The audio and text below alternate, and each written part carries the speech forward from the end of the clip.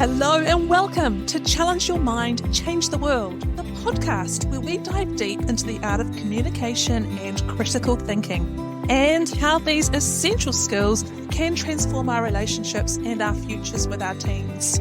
I'm your host, Francesca Hudson, the classic high school teacher, a writer, entrepreneur, and an advocate for meaningful conversations.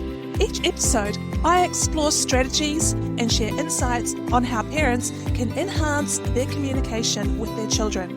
It's not just about talking, it's about listening, understanding, and fostering an environment where critical thinking thrives.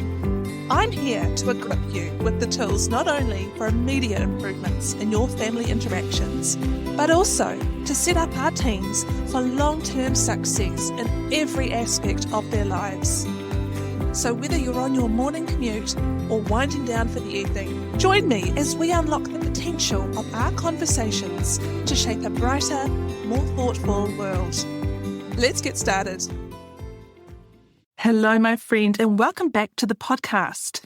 Today, it's a very special podcast. Why? Because it's the first episode of 2026. I am so happy. It's been a while since I have recorded my last episode. And the reason being is that last year I really wanted to take the time to embark on a lot of special attention and care for parents at home with neurodiverse teenagers. And the whole idea, the whole term neurodiverse is such a large and expansive term. It covers so many different needs in and out of the classroom. And so I just wanted to really honour that time last year to do a deep dive into research and support and creating resources that parents would find really useful at home.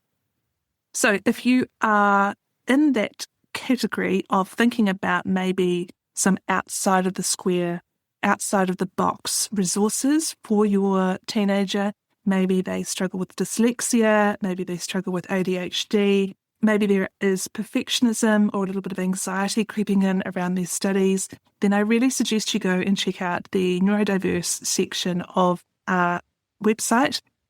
I will link some of the resources in the show notes for you to go and check out.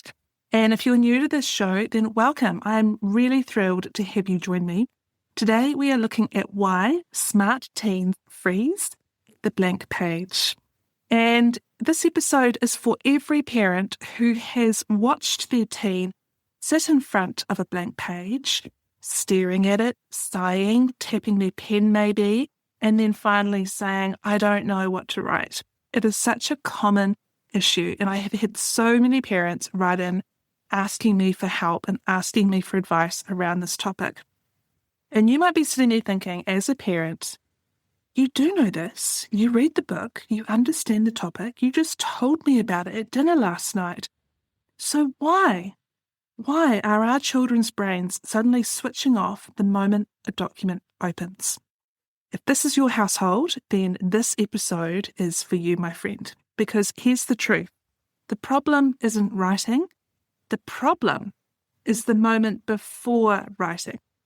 So let me tell you a little bit about what I mean by that. And I like to call it the invisible bottleneck.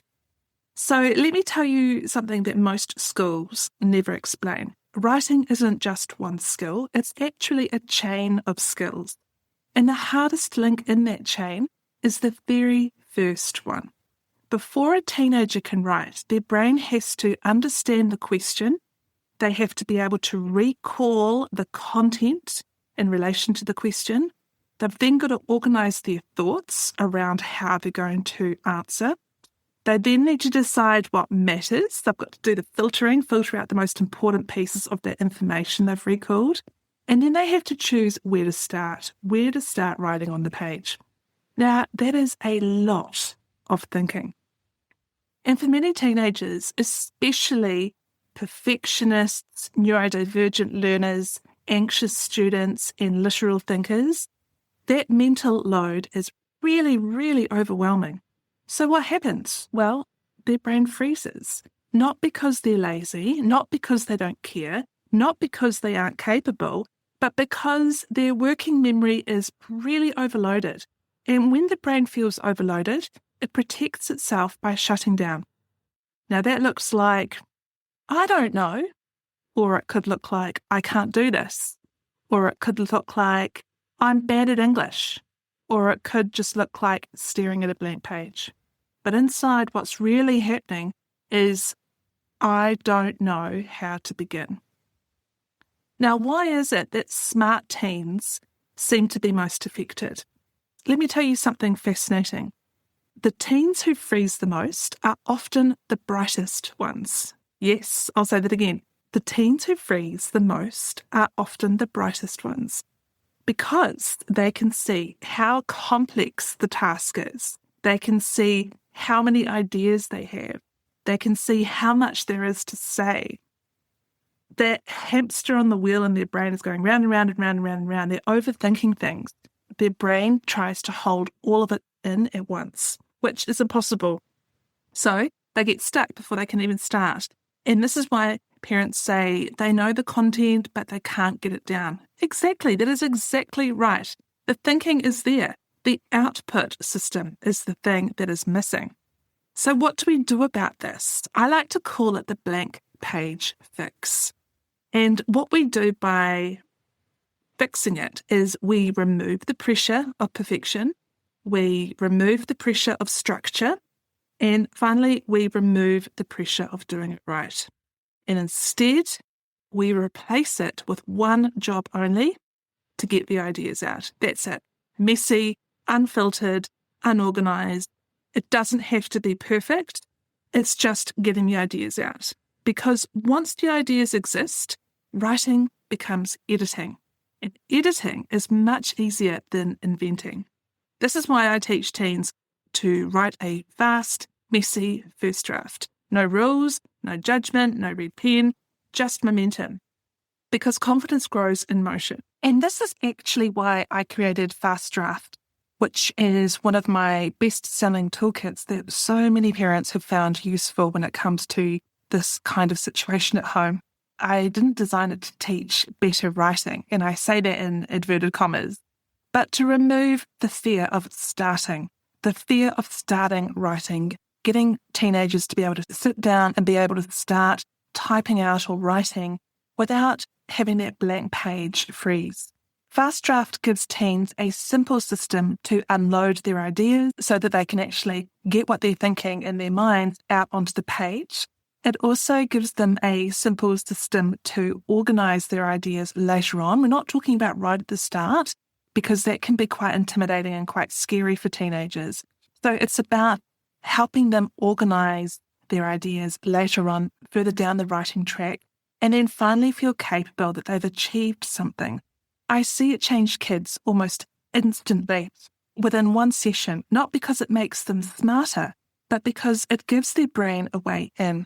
And it's a really lovely, gentle toolkit for a range of neurodiverse needs and levels. There is something in there for teenagers, no matter if you're in middle school, junior high, high school. There are essay planning templates, there are brainstorming templates, there are paragraph structures, there's all sorts. And if you would like to explore it or learn more about it, I'll leave the link in the show notes. So let's just circle back on what we talked about today, because it's a short and sweet episode to ease our way into the year. If your teenager freezes at the blank page, please know this. They're not broken. They're not behind. They just need a better starting system. And once they have that, writing stops being scary. It stops being such an issue to complete for homework or to be able to achieve something in class. It actually becomes manageable and sometimes, just sometimes, even enjoyable. If you have enjoyed this short and sweet episode, I would love for you to give me a thumbs up in the show notes. And I have got so much more to share with you in the upcoming episodes, so stay tuned. It has been an absolute pleasure to have you join me today. Thank you for giving up some of your valuable time at home. I know how precious time is. So if you've been listening to this while you're cooking or while you're doing a workout or walking the dog or just simply sitting back and relaxing, if that's possible, in a busy household for 5 minutes, thank you for sharing your time with me. I really appreciate it. Until next time, bye-bye. Thank you so much for tuning in to today's episode of Challenge Your Mind, Change the World. I hope you found our discussion enriching and that you're walking away with new ideas to enhance communication and critical thinking within your own family. If you enjoyed this episode and are finding value in our conversations, please take a moment to rate us on your favourite podcast platform. Your feedback not only supports us, but also helps other parents discover the tools they need to foster stronger relationships and critical thinking skills with their teens. Don't forget to subscribe so you never miss an episode, and share this with someone who you think could benefit from our today's topic. I'm Francesca Hudson, and I look forward to joining you again next time as we continue to challenge our minds and change the world. Until then, keep thinking critically and communicating effectively.